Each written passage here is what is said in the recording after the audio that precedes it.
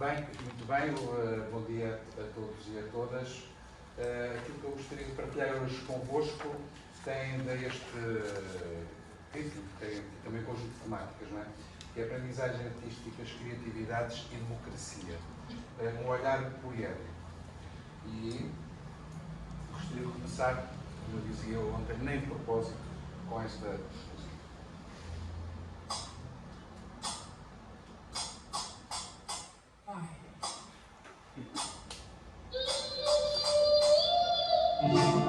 Acalmou a tormenta, pereceram. Os que a estes naves ontem se arriscaram. Filhos que por um amor tremeram, e dos céus os destinos esperaram. Atravessamos o marejo, um barco cheio de fariseus, como os cubanos, sírios, ciganos, como romanos, sem coliseu. Atravessamos pro outro lado, no Rio Vermelho, no Mar Sagrado, no Center Shopping, superlotados de retirantes, refugiados.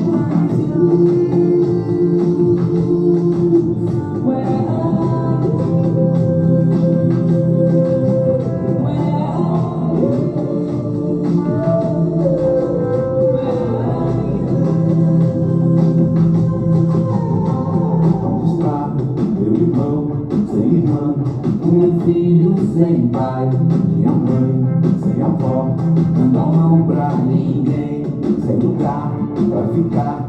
Os meninos sem pais, sem despais, meu Senhor, onde estás, onde estás, Ó Deus, onde estás que não respondes? Em que mundo, em que estrela tu te escondes?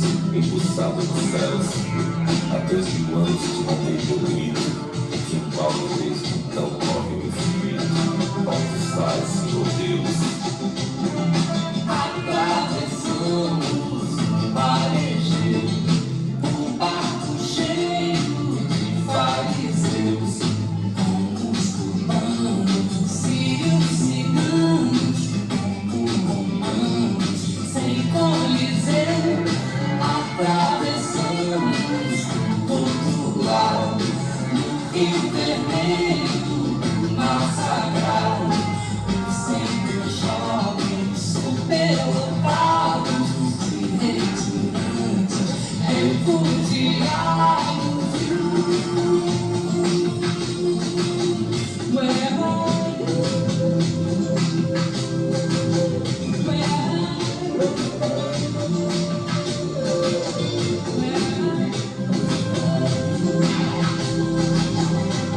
Onde está meu irmão sem irmã, meu filho sem pai, minha mãe sem avó, não dá mão pra ninguém, sem lugar pra ficar. Os meninos sem pais, onde estás, meu Senhor? Onde estás, onde estás?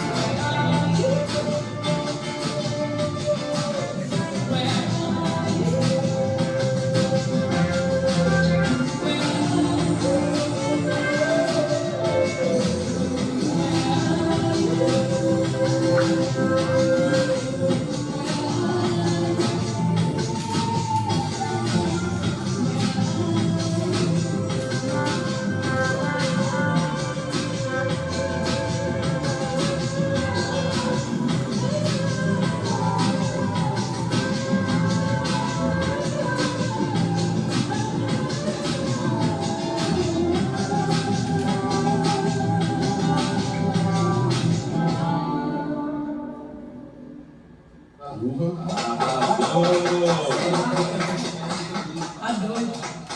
Vai, você, vem você. Eu escolhi esta música dos tribalistas porque, independentemente daquilo de me oferecer a letra um conjunto de algumas críticas, mas é algo que é muito determinante nos tempos de hoje. Também falámos disso também um pouco ontem, não é? que tem a ver com estes tempos de diásporas, estes tempos de diásporas diferenciadas, de crianças, de famílias que se separam, um pouco à semelhança que nós conversámos ontem, embora eles aqui falem, enfim, no plano deles, onde é que estás, eu gostei muito porque é a nossa interrogação, onde é que nós estamos no meio disto tudo? Não é? Foi a conversa de ontem, não é? Qual é o nosso papel como investigadores, como músicos, como artistas, como cientistas? Onde é que nós estamos? Como é que nos situamos perante estas diásporas diferenciadas que existem nas sociedades contemporâneas? E assim, como também falamos logo na segunda-feira, há aqui uma questão muito central do meu ponto de vista, que é este lado de pensarmos e agirmos num contexto de diferentes tipos de complexidades, diferentes tipos de incertezas, e que nos coloca, ou deve colocar, um conjunto de interrogações pertinentes em termos individuais, em termos coletivos, em termos de intervenção artística, social e em termos de intervenção, digamos, científica. Por outro lado, também penso que referi isso um pouco na segunda-feira, as aprendizagens, quaisquer que elas sejam, em qualquer plano em que elas se situam, aprendizagens quer gerais, quer artísticas, se caracterizam-se por ser uma atividade complexa e que nem sempre, também como já vimos, já falámos um pouco sobre isso, nem sempre a educação e a formação potencia o desenvolvimento, digamos, das multicompetências, digamos assim, da convivialidade entre diferentes, como falei na segunda-feira, de contextos, digamos, pedagógicos, artísticos, ecológicos, sociais e culturais. Esta ideia de ecologia que também partilhei convosco na segunda-feira é uma ideia que cada vez considero mais pertinente ao pensar as questões de natureza artística. E por outro lado, como nós também sabemos, e pela nossa própria experiência experiencial, digamos assim, e não exclusivamente de natureza mais intelectual, digamos que a educação se situa também na confluência entre diferentes tipos de mundos científicos, de mundos culturais, de mundos sociais, e aqui é o meu contributo, e a educação, e particularmente a educação artística e as artes, devem ser uma modalidade de reexistência, uma modalidade de existência enquanto pessoas, enquanto comunidades, enquanto sociedade, mas ao mesmo tempo uma modalidade de resistência em relação a um conjunto de questões com nós vivemos e que potenciem, tal como a última poema na segunda-feira que eu falei do Manuel de Barros, que potenciem encantamentos e reencantamentos, quer do ponto de vista real, do concreto, do dia-a-dia, quer do ponto de vista dos nossos imaginários. Não é? E assim, há aqui esta preocupação ecológica de como é que os diferentes elementos interagem uns com os outros e a necessidade da compreensão complexa da nossa ação, da compreensão complexa da realidade, e aqui sim, sendo a realidade complexa, envolve ou implica que nós mobilizemos diferentes tipos de conhecimentos disciplinares, transdisciplinares, e que nos ajude, ou pelo menos possamos religar saberes, religar conhecimentos, religar práticas sociais, práticas artísticas e práticas culturais. E tudo isto que eu vou partilhar convosco faz parte de um trabalho que eu ando a procurar desenvolver, de investigação mais vasta, que tem a ver com procurar responder a esta questão, aliás, como vocês irão poder procurar responder a um conjunto de questões nas vossas teses de doutorado, não é? De que modos é que a educação artística e musical podem contribuir para a construção de uma sociedade mais inclusiva, democrática, culta e cosmopolita. Isto aqui só é uma pergunta de partida que, no contexto mais académico, não me permitiu que a fizesse, porque supostamente uma pergunta de partida é uma coisa muito clara, porque isto que envolve vários tipos de dimensões, de complexidades e de saberes. E esta minha intervenção eu dividi em 4 momentos. Um primeiro, partilhar convosco o que eu penso destas ideias, destas temáticas de heterogeneidade, das complexidades e das ambiguidades que caracterizam o mundo artístico e formativo. Um segundo momento, que nos ajuda muito, pode ajudar muito, é esta ideia da passagem da nota musical para o som e da ecologia das culturas musicais. Também falámos um pouco isso ontem, esta importância ou esta relevância de pensar e do agir articulando diferentes tipos de culturas, e esta ideia da passagem da nota ao som é algo profundo, tem implicações profundas de vários pontos de vista. Depois, um outro momento em que eu vou partilhar convosco também, no caso deste trabalho, um outro trabalho que ando a fazer, a pensar nestas questões relacionadas com isto de aprendizagem criativa, não é? E partilhar convosco algumas das dimensões que até ao momento cheguei em relação a esta ideia, este pensamento, e depois umas breves considerações finais. Neste primeiro ponto, parte aqui desta ideia cada vez mais importante, que é o pensarmos que a questão dos mundos sociais, dos mundos culturais, dos mundos científicos, não está aqui, mas também está cá envolvido, são conjuntos, são mundos que são caracterizados por diferentes tipos de redes e de factos. Bem, não é? Portanto, como vimos ontem com uma pergunta, acho que foi a tua, não é? A partir de uma determinada coisa, as voltas que nós demos. Portanto, aqui um conjunto de coisas que estão associadas e que nós muitas vezes não damos o devido valor, e é importante ter em conta, tendo também em conta que existem polifonias, este também é um conceito interessante, diferenciadas nas práticas educativas, nas práticas formativas, nas práticas culturais, nas práticas musicais. Não é?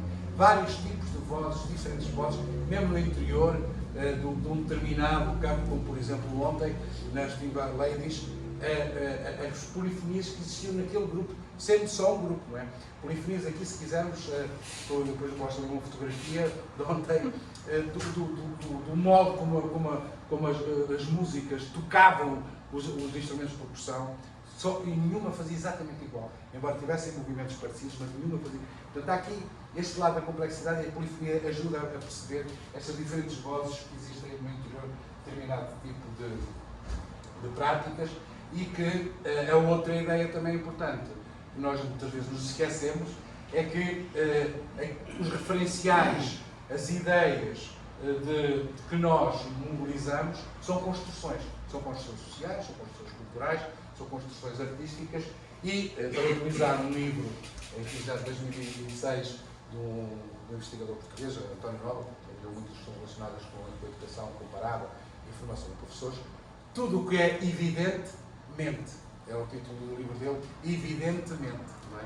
E, portanto, esta ideia de que, como também falámos ontem, a questão daquilo é natural. Mas é natural porquê? E muitas vezes isto é evidente. Já provavelmente ouviram esta expressão, nós já utilizamos, isto é evidente que é assim. E tudo que é evidente, mente. Portanto, significa que há outras coisas importantes que estão por trás e que nós temos que estar atentos.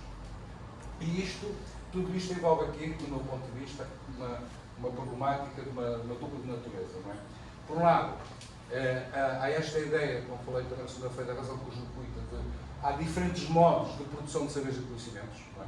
O académico é um dos modos, e dentro da academia há vários modos de produção de saberes e conhecimentos, mas se nós alargarmos ao campo vasto onde nós nos situamos, essa produção de conhecimentos é de diferentes modos. Não é?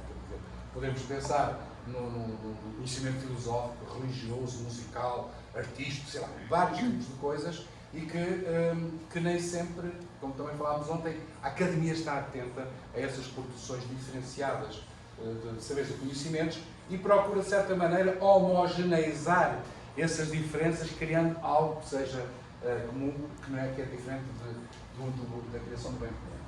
E esta construção de saberes está muito dependente também das redes de partilha, da cooperação, da complementaridade entre os mesmos tipos de saberes. Não é? Vocês, quem está a trabalhar nestas áreas ou sociais ou nas áreas da proporção destes grupos, verifica-se que aquilo que é construído, que aqueles grupos constroem, eu não estudei isso, portanto não estou a imaginar, né, que seja deste modo, parece-me que é deste modo, também tem a ver com um conjunto de coisas que esses grupos ou essas pessoas vão partilhando, tem a ver com os modos como cooperam ou não cooperam, tem esse lado, digamos, de essa construção, está dependente dessas várias coisas e dos vários saberes que aquelas pessoas têm. E ontem para mim foi muito curioso, até por causa do que irá acontecer para a semana, do corpo, não é? Dos modos como algumas crianças e jovens, então já mulheres, não é? movimentam, utilizam, imobilizam aquele corpãozão, digamos assim, para utilizar uma outra expressão portuguesa, imobilizam ali ao fazer e ao tocar. E isto conduz-me a ter um esforço, também penso que abordámos um pouco ontem isso, um esforço muito grande de reolhar, rearticular e de descolonizar o pensamento e a ação e incrementando esta ideia da aventura, esta ideia da liberdade de nos movermos, liberdade de espírito e liberdade também de nos movermos e de arriscarmos, como fala mais uma vez já é velhice, já não é só cansaço, não é? Já vi. E, portanto, esta importância de nós, com o nosso trabalho, seja qual for, conseguirmos fomentar este gosto pela aventura, não é? Este gosto pela aventura, que no caso, aqui também devem ter isso, não é? Quando se anda pela serra, aquela coisa de nós vermos um monte e ficarmos com a nossa vontade, ok, o que é que está para lá daquele monte, não é? E infelizmente a escola tem destruído esta vontade das crianças e dos jovens de quererem ir ver para além do monte, quererem ver para além daquilo que está ali à nossa frente e esta importância, Paulo Freire, e esta importância de criarmos os espaços de liberdade e criarmos estes espaços de arriscarmos. Se nós não conseguimos criar este espaço de movermos perante o risco, podem acontecer coisas como aconteceu durante alguns anos atrás na Europa, em que os adolescentes, o desafio que eles tinham, e imensas mortes, eram atirar-se para cima de comboios em andamento, por exemplo, na Inglaterra. Eles tinham os comboios, uns desafios que eram um risco, era atirar-se para cima do comboio em movimento e depois continuar a viagem ou morrer ali. E, portanto, este lado que nós temos sempre muito, e nas artes espero muito ainda, mais ainda, de pisar o risco, não é? É um elemento ótimo, precisamente, para nós podermos pensar a nossa ação em concreto, de nos movermos perante esse risco ou esses diferentes tipos de riscos que isto percorre. E depois, o pensar também estas heterogeneidades e complexidades tem muito presente, como eu disse no início, este lado de pensar as artes, quaisquer que elas sejam, e do ato cultural, como territórios de resistência. Não é só questões de entretenimento, que é uma das artes, e a música em particular tem vários usos e funções, é a música logo dos primeiros trabalhos da musicologia, não é? No entanto, este lado de resistência é um lado que cada vez me parece mais importante, como escreveu este autor, que implica uma compreensão da atividade artística como sendo da ordem do imprevisível e fora de controle. Somente o que não está previsto no campo dos saberes dominantes pode formar territórios de resistência, pois o que foi capturado por a força dos territórios materiais e simbólicos dominantes não tem poder transformador por carecer de força vital e criadora, nem de propósito em relação à nossa conversa ontem ao almoço. Este lado desta importância de criar, digamos, contrapoderes aos saberes dominantes é um elemento que, do meu ponto de vista, fundamental, e a arte como território de resistência ou de resistências pode ser um campo muito potencial de encontrar essas outras forças do ponto de vista materiais, do ponto de vista simbólicos, etc. Depois, uma outra questão importante, e aqui está a fotografia de ontem, esta é a fotografia da Flávia, as práticas artísticas como elementos de experimentações, cruzamentos e orientalidades. Nós falámos na segunda-feira de práticas artísticas, mas eu não tinha explicitado um pouco o conceito, e no caso dos doutoramentos, é fundamental que nós explicitemos os conceitos que nós mobilizamos para tornar claro o que é que nós pensamos, porque é a nossa visão, tendo em conta que os conceitos podem ser muita coisa, não é? E esta ideia das práticas artísticas, partindo de um trabalho que agora até deve ser outro, que está publicado online, do Cruz, que é um investigador e também uma pessoa ligada ao teatro, às artes performativas, que desenvolveu um trabalho muito grande em artes e comunidades e com projetos de arte de espetáculo de rua chamada Pele no Porto, enfim, um trabalho muito interessante. E ele diz que a prática artística justifica-se pelo reforço da ideia de experimentação, abertura ao processo e aos cruzamentos disciplinares. E esta escolha também, esta escolha de designação de práticas artísticas, tenta também valorizar a prática e o processo da sua construção para além das técnicas artísticas, são mobilizadas como direito de todos, horizontalidade, tomada de decisões partilhadas, participação efetiva nos processos, ligação aos lugares e ponto de partida dos processos ser a própria comunidade. Portanto, esta é aqui uma explicitação do conceito de prática artística que me parece muito interessante, em particular esta ideia da experimentação, esta ideia do cruzamento, falámos ontem do hibridismo, não é? Esta ideia do cruzamento, esta ideia do processo e esta ideia da horizontalidade no sentido, para quebrar aqui, falar também na segunda-feira, de hierarquia, não é? Esta ideia de nós somos diferentes, temos saberes diferentes, mas isso não nos deve impossibilitar de partilharmos, de como construirmos determinado tipo de ação, determinado tipo de projeto, etc. E também nesta ideia, que também falámos ontem, importantíssima de contribuir para ajudar a tomar decisões. Tomar decisões que podem ser, porque é que eu toco desta maneira e não toco daquela, no caso da música, por exemplo, mas podemos ir caminhando por aí para um conjunto alargado e diferenciado da importância de nós tomarmos decisões conscientes, não é? Tomarmos decisões que saibamos porque é que estamos de facto a tomar aquela decisão. Às vezes acontece isso, outras vezes não. E a outra ideia também muito importante, que às vezes nos esquecemos, é o pensar a questão da democracia não como forma de governo, não apenas como forma de governo, mas fundamentalmente como forma de vida. E isto liga-se muito a esta questão da tomada de decisões, da partilha, da complementaridade, como forma de nós vivermos os espaços, os territórios, as práticas, sejam elas artísticas, formativas ou científicas, e como escreveu, enfim, um investigador americano, já nos anos 60, que era a Educação e Democracia, John Dewey, ele escrevia que identifica-se com os seus meios, o processo, do mesmo modo, aliás, que os fins da vida se identificam com o processo de viver. Enquanto vivo, eu não me estou agora preparando para viver daqui a pouco. Estou vivendo. Do mesmo modo, eu não estou em um momento preparando para educar-me, em outro obtendo o resultado dessa educação. Ou seja, o que está aqui muito em causa, perante esta formação do Dewey, é esta ideia de, e no caso da música, mas da música erudita, ocidental, acontece muito, nós temos que fazer as escalas, temos que fazer não sei o quê, porque isto nos vai ajudar no futuro a ser não sei o quê. E, portanto, o futuro, para crianças e jovens, é uma coisa daqui a um século, talvez, não é?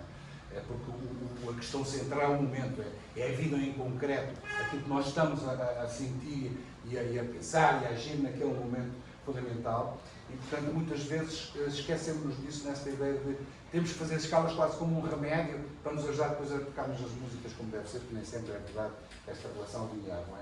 E, portanto, aqui esta ideia de democracia como espaço de vida e de viver hoje, não é? Daqui a um século.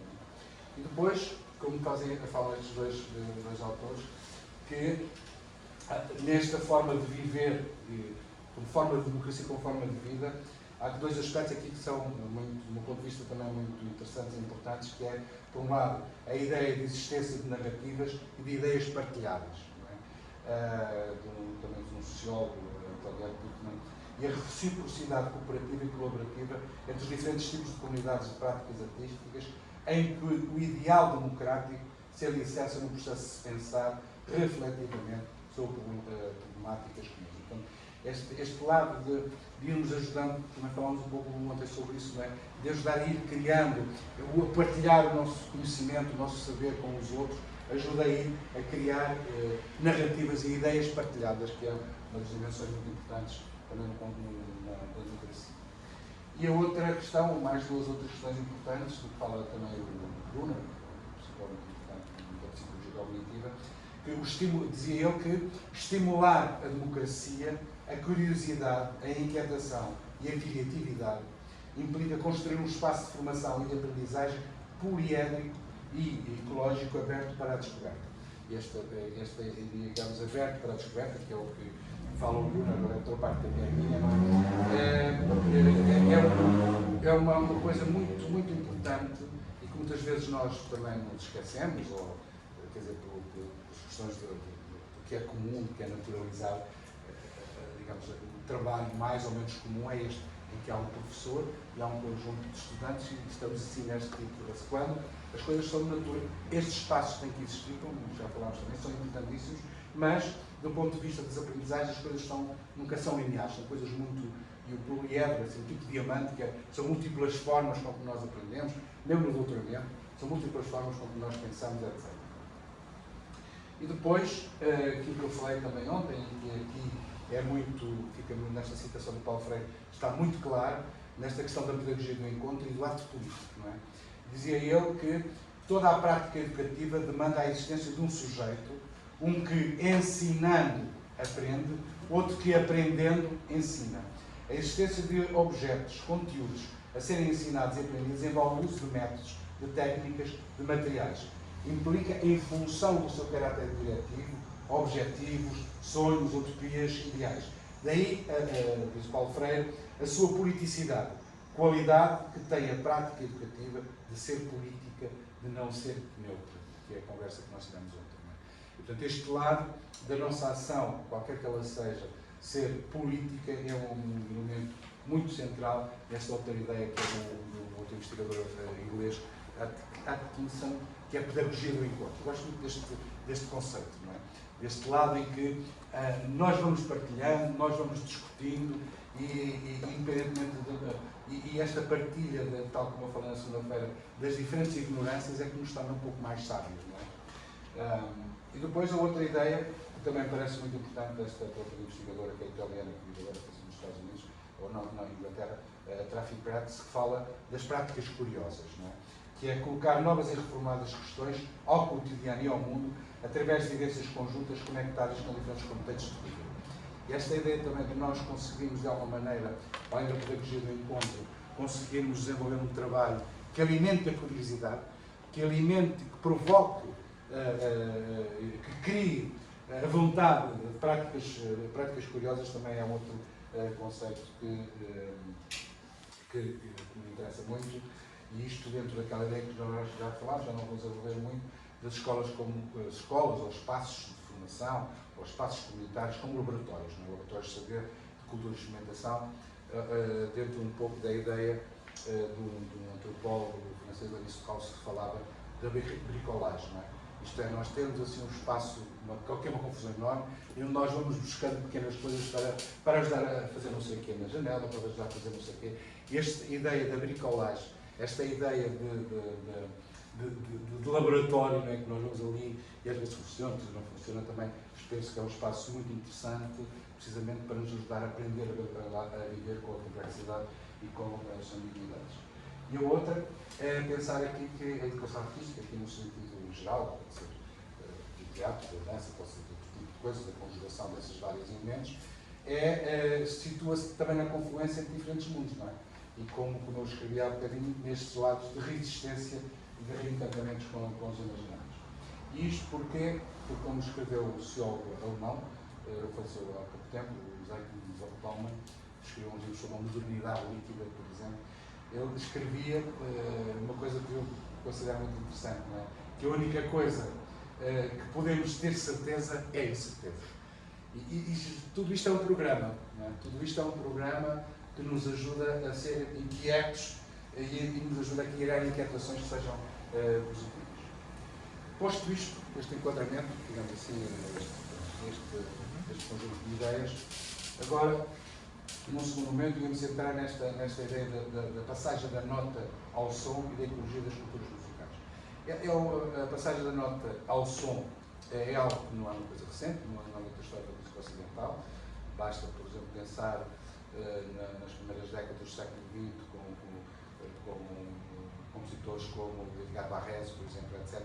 Mas depois nós ainda temos muito a pensar e temos sempre aquela coisa da nota, do dó, do ré, do mi, e tudo, muitas vezes o que nós imaginamos, ou o que nós vemos, o que nós ouvimos, se traduz nisto. E aqui há aqui uma ideia, um conjunto de ideias que me parecem interessantes para partilhar convosco. Começo com este compositor, que provavelmente vocês conhecem, que é o Olivier Messiaen, e que um dos grandes trabalhos que ele desenvolveu foi o quê? Andar no campo a retirar os sons dos pássaros, eu vejo isto no YouTube, há vídeos fantásticos, a escrever aquilo que ouvia dos pássaros e depois traduziu isso para a sua linguagem, quer em termos de música para piano, vamos ver agora, quer depois também para outros grupamentos musicais.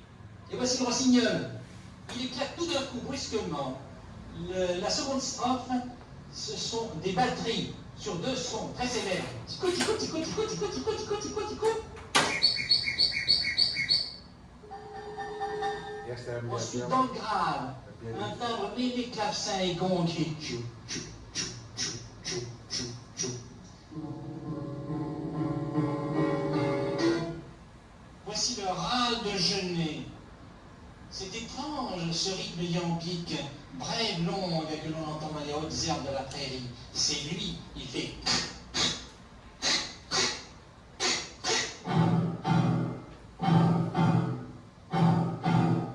Et puis, des notes répétées qui se terminent par un torculus victorieux. Tchou, tchou, tchou, tchou, tchou, tchou, tchou, la Marix.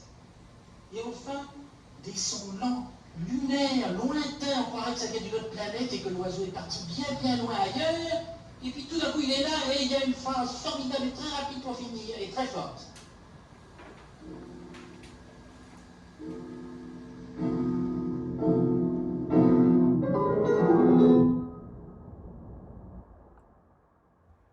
Outro exemplo que eu gostava de mostrar é este.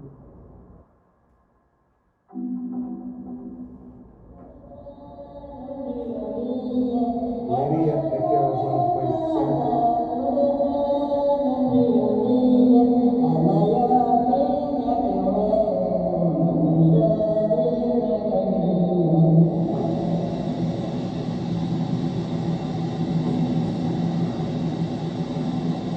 Chamado concerto sentado. As pessoas estão vendadas. Ouvem. Ouvem isto. Diferentes tipos de sons e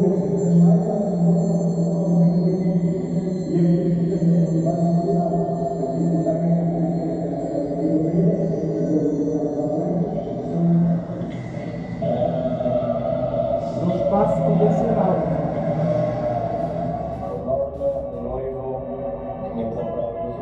Evitar a grandeza.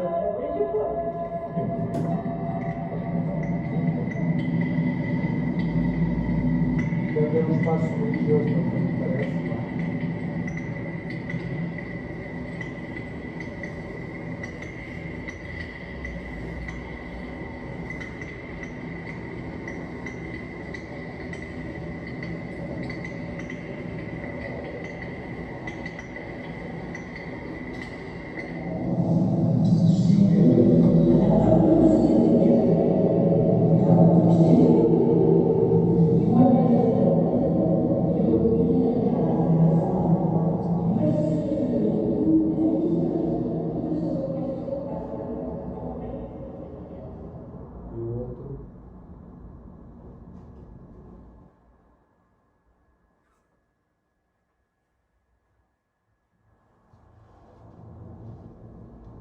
Que é a Casa Luz, que eu mostrei aquela fotografia outra vez. Este é um compositor italiano, Salvatore Schiarini, e que,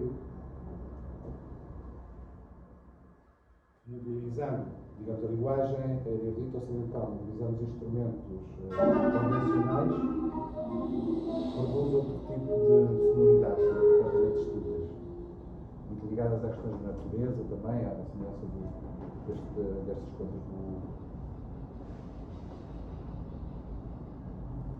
E explorando os instrumentos convencionais, tradicionais da cultura europeia, de maneiras completamente diferentes. Estamos aqui dentro desta lógica de explorar não a nota, mas o som, ou os sons que são passíveis de se desenvolverem através de um determinado instrumento.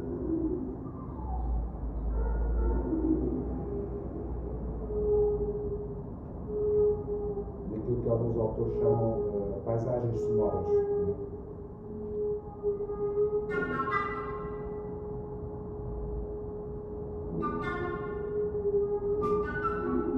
Eu também tenho muitos outros têm esse conjunto de coisas relacionadas com música eletrónica, juntando, articulando com os sons, digamos, de instrumentos convencionais.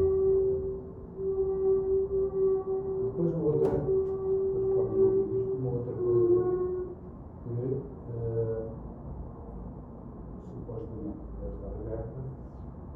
ver com isto, não é? Tem a ver com a criação. Pois, não tem câmera, ok. Tem a ver com as esculturas musicais, digamos assim, que é um conjunto até de jovens compositores que estão a criar sons para, não como, enfim, como a pintura que nós colocamos, enfim, nas paredes, mas como, digamos, paisagens que são pensadas, que são vários tipos de coisas que não se dá, não dá. Quando vocês veem que eu tenho aqui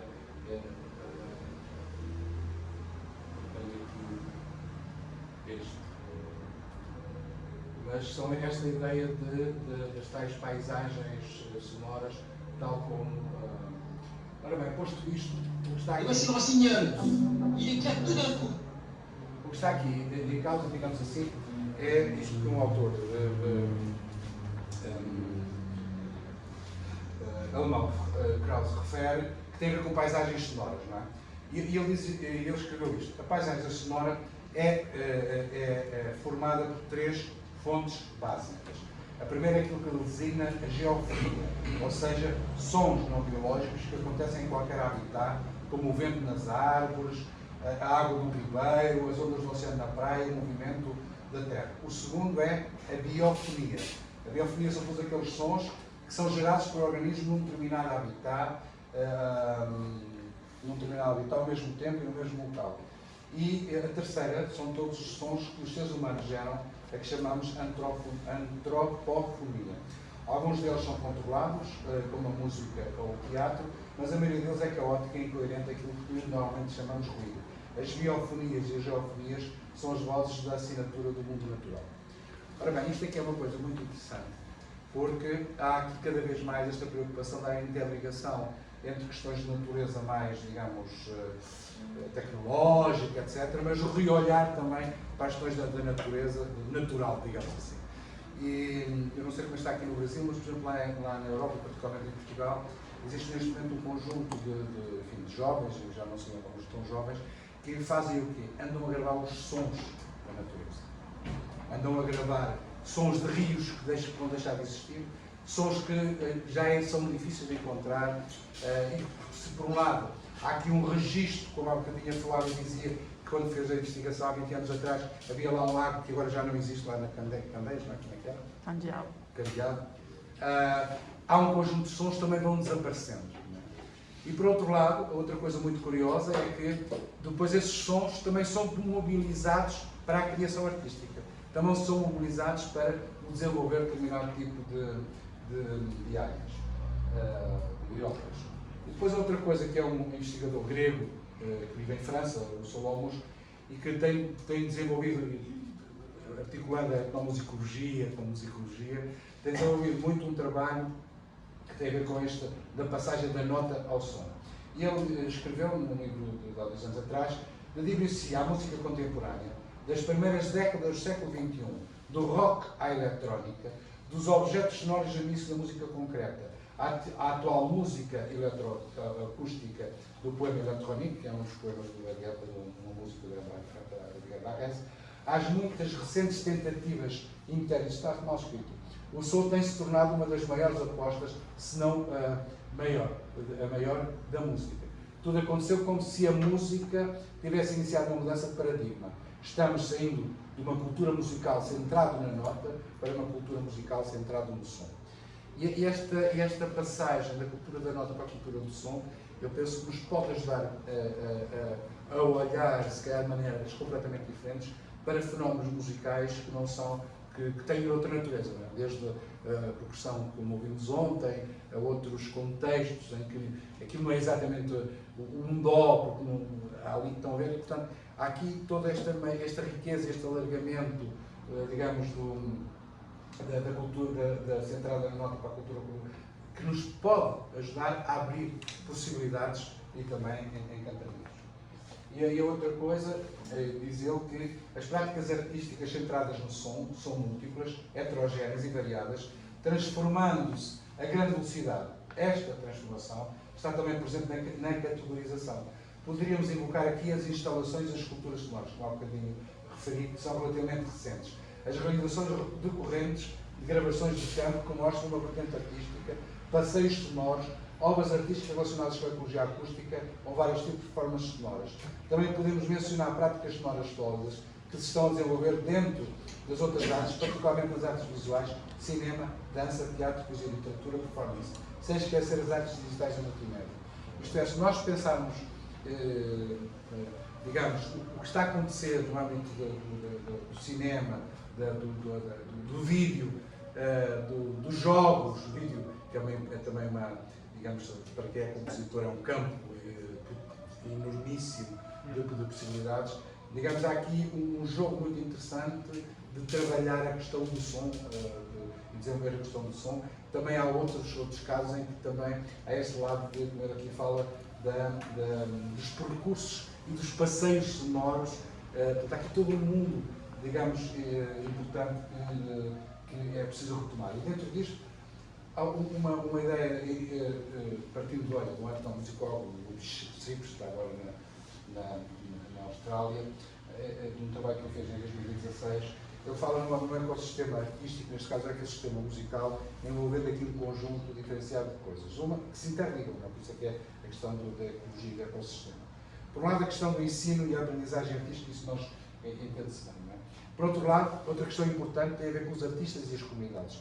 O ensino e as aprendizagens artísticas não são independentes dos artistas, não são independentes, ou não deviam ser, das comunidades. Outra questão importante tem a ver com os contextos onde as coisas são desenvolvidas e com as construções do ponto de vista legal e outras que existem. A outra dimensão do ecossistema artístico e musical tem a ver com as infraestruturas e os modos como isto é regulado. Por exemplo, há bocadinho estamos a falar nos grupos de percussão que deixaram de ter espaço para o ensaio na rua. Portanto, há aqui elementos que muitas vezes são condicionantes, mas ao mesmo tempo podem ser fatores criativos, podem ser fatores que nos levam a que os grupos e as pessoas encontrem alternativas às questões existentes. E depois, é uma outra coisa importantíssima, não é?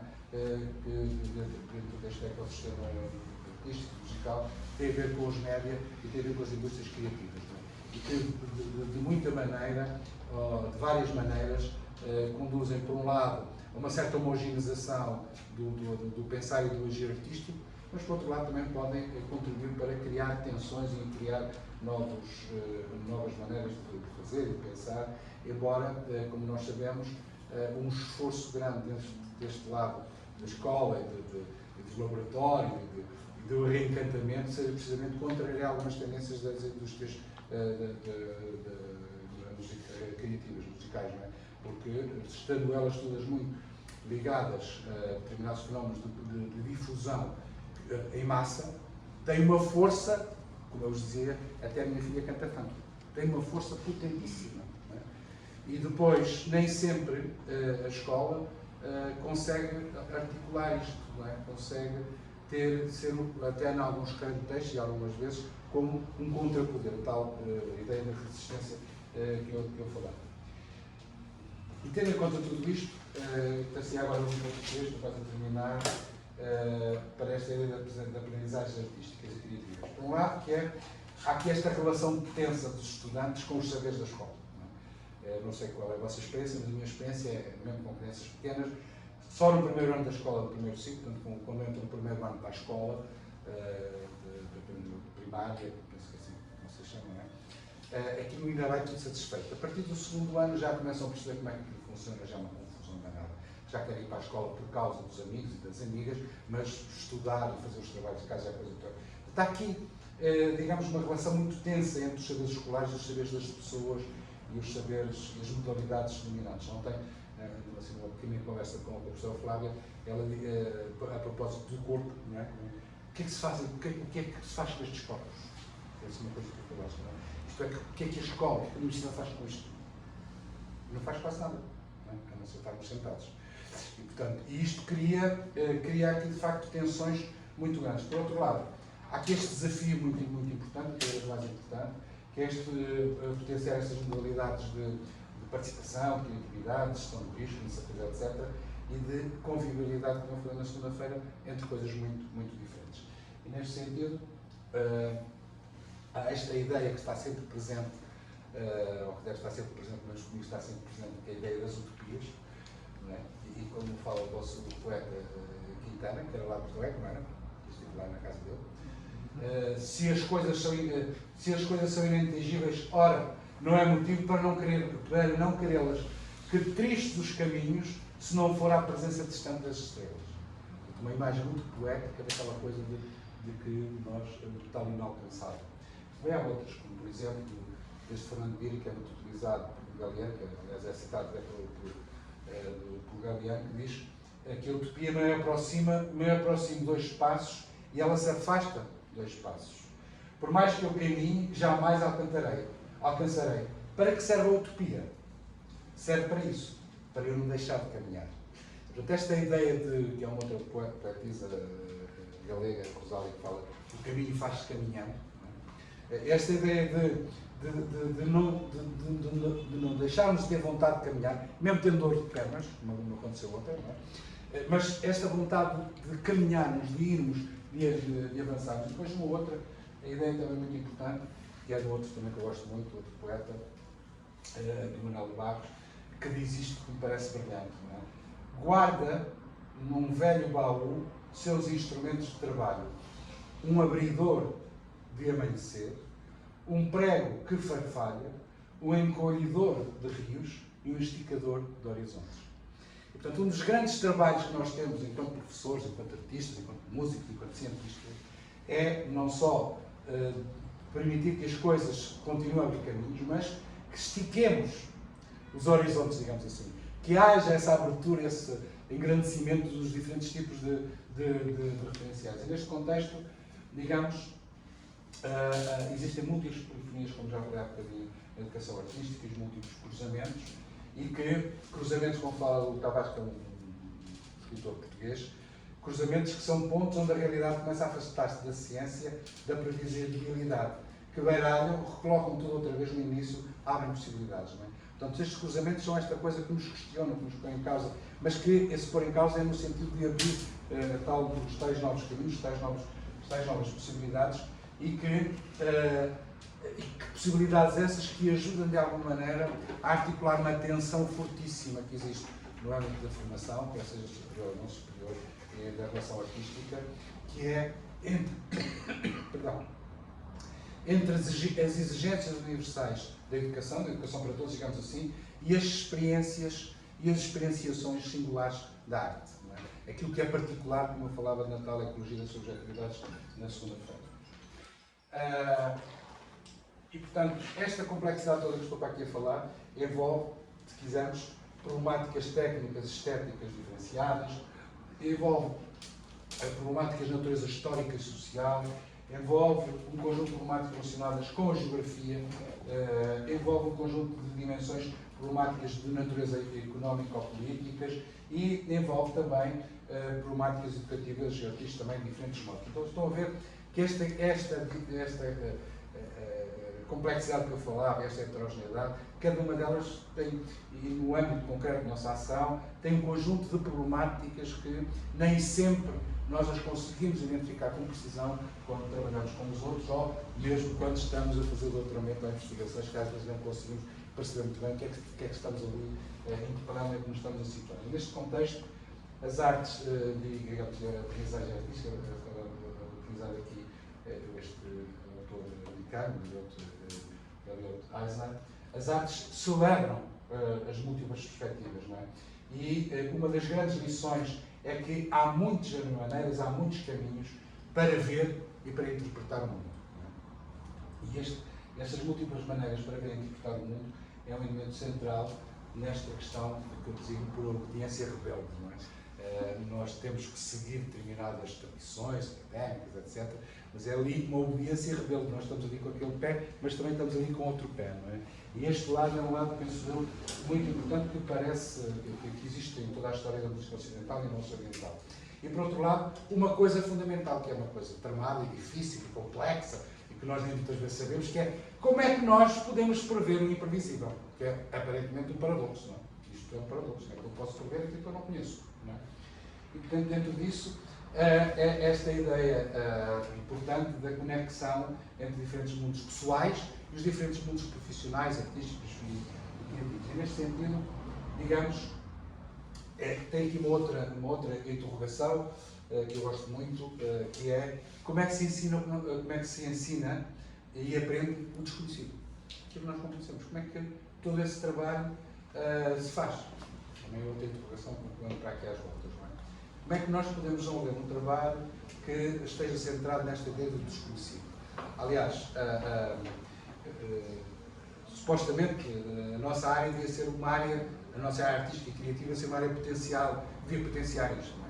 Mas a maior parte das vezes acho que ficou demasiado colonizada por outro tipo de coisas e muito fechada a estes aspectos mais relevantes, digamos assim, da questão da investigação e daquilo que não se conhece. E há um centro, uma fundação, melhor dizendo, portuguesa, chamada uma fundação Champalimau. Champalimau foi um grande capitalista português e quando faleceu deixou uma pipa de massa, mas uma das coisas que morreu cedo foi criarem uma fundação para ajudar a estudar estas questões da cegueira e agora também as questões do cancro. E portanto, tem muito dinheiro e apanha pessoas de todo lado, de todo o mundo. Os melhores vão para lá trabalhar para Lisboa, que trabalham à beira do Tejo. E aquilo que essa fundação, este centro se chama, sabem como é que é? Centro, em inglês, Centro para o Desconhecido. Centro para o Estudo do Desconhecido. Que é uma coisa completamente espetacular. Não é? Portanto, nós estamos a imaginar que vamos estudar para aquilo que não se conhece ainda. Não é? Portanto, esta ideia de potenciar um trabalho que nos ajude a ensinar e a aprender o desconhecido parece muito relevante. Vou passar isto aqui que é do poeta, que era cardeal, e que contraria muito esta ideia de vivermos numa sociedade de satisfação, não é? De satisfação permanente, mas que ao mesmo tempo é de grande insatisfação, porque há um conjunto de coisas em que, de sonhos, não há espaço muitas vezes para os sonhos, para que a vida alimente grandes sonhos, grandes paixões, etc. Mas bem, isto melhor, porque aquilo que me interessa é esta, que tem a ver com esta ideia de comunidades de práticas que eu falei também na segunda-feira. São duas ideias.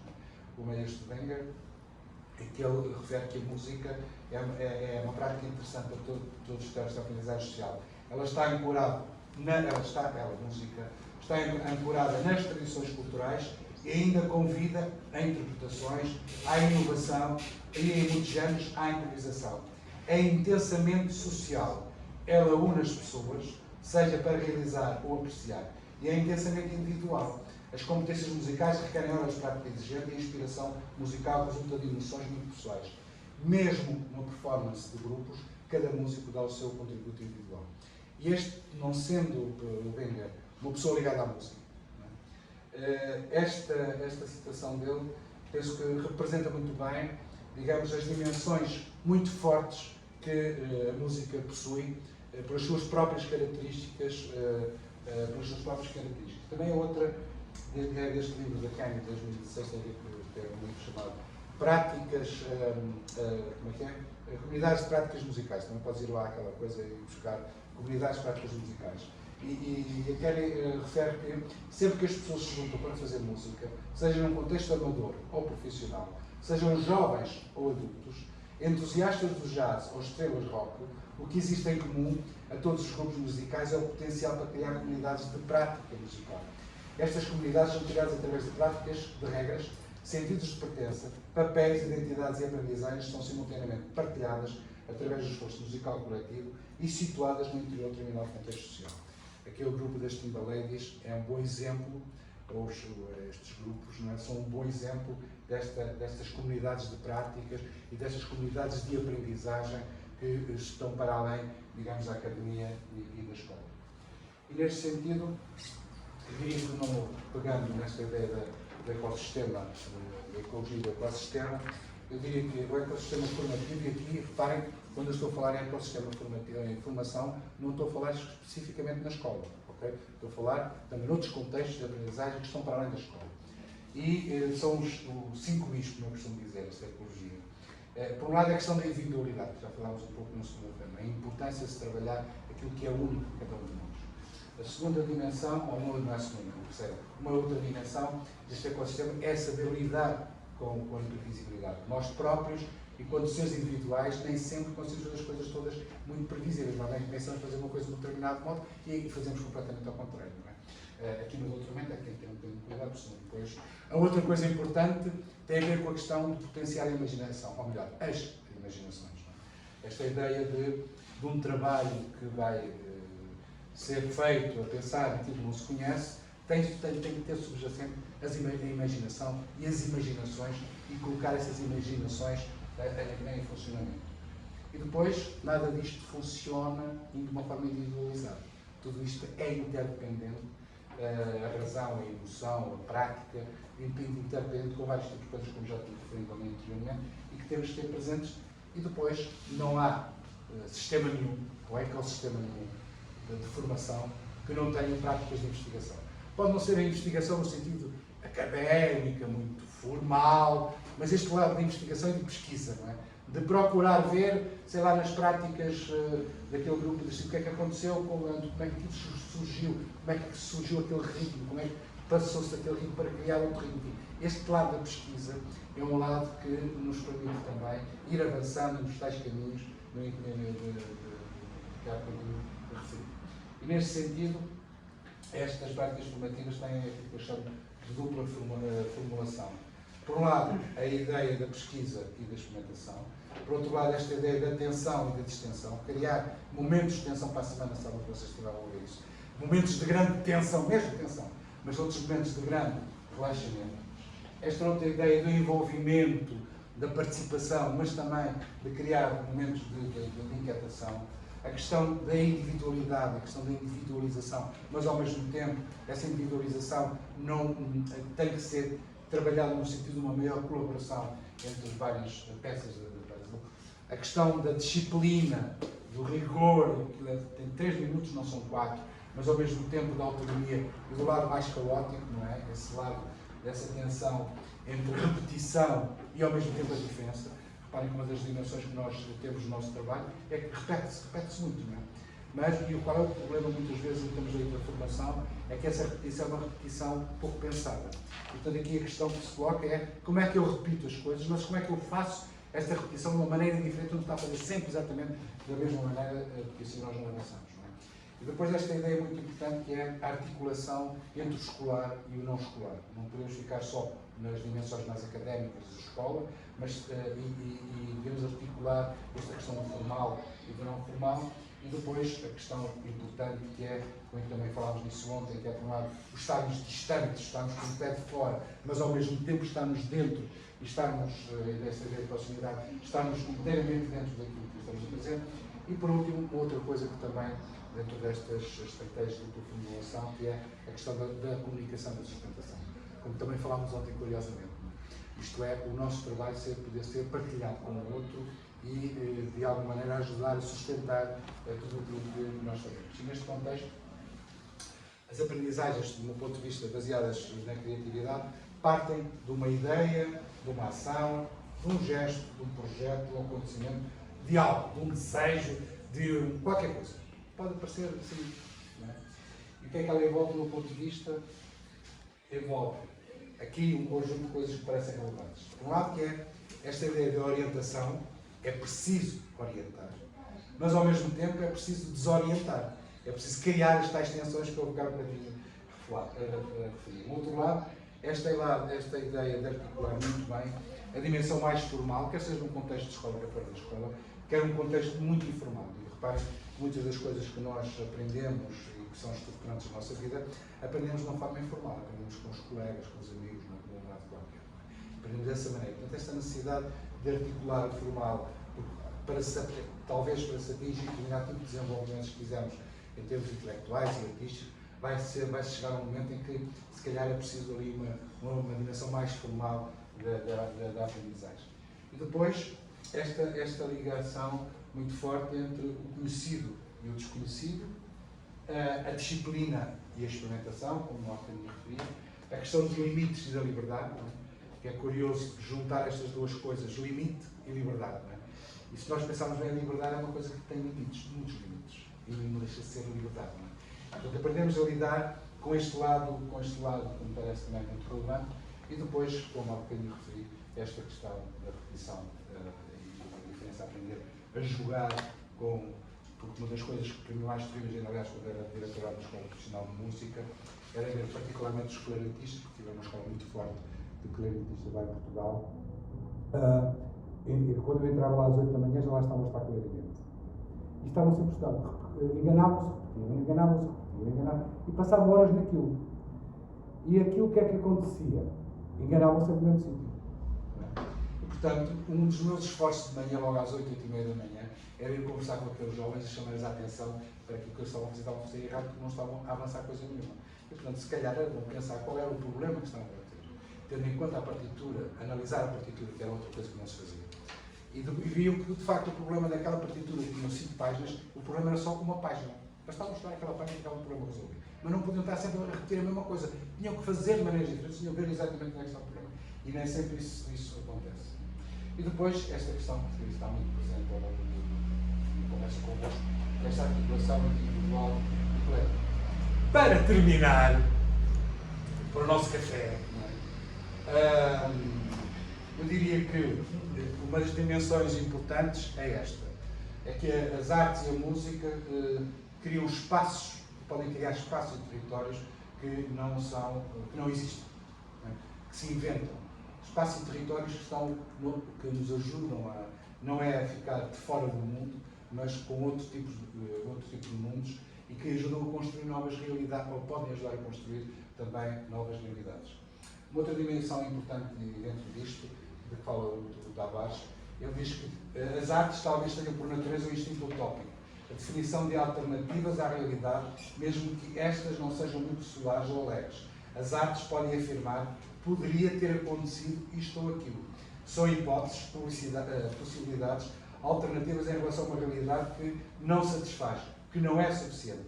E neste contexto, a imaginação, a capacidade de produzir imagens mentais de coisas que não estão imediatamente na frente dos nossos olhos, é uma das dimensões importantes das práticas artísticas e criativas. E este instinto utópico que fala o Saulo Tavares, este construir alternativas à realidade que não satisfaz, que não é suficiente, criando e potenciando imaginários mais cosmopolitas, nós já falamos, são talvez elementos estruturantes que nos ajudam a construir a afirmação, por um lado, a construir e a afirmar uma democracia mais culta e mais plural. E neste contexto, a educação artística como arte de encontro e de viver o mundo incompleto e esta ideia da curiosidade, da inquietação, da implicação, de encontrar sentidos, etc. E esta ideia também de estimular a curiosidade, não sei se conhecem este quadro, que é a inquietação, a criatividade e a democracia implicam construir, de facto, aqui um espaço de formação que seja poliédrico, que esteja aberto à descoberta, aberto a coisas que nós não conhecemos, aberto às tomadas de decisões, à exploração pessoal, de modo a potenciar a construção dos imaginários.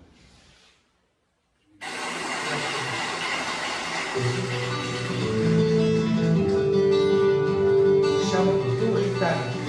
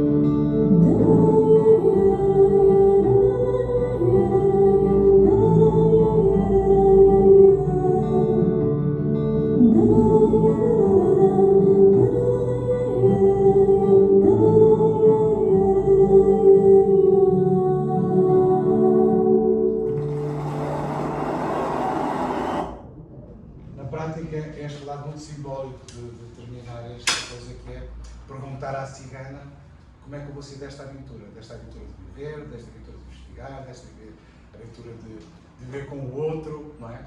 E esta é uma ideia muito interessante, esta música desse ponto de vista é muito interessante, que é se André sairei vivo ou morto desta aventura.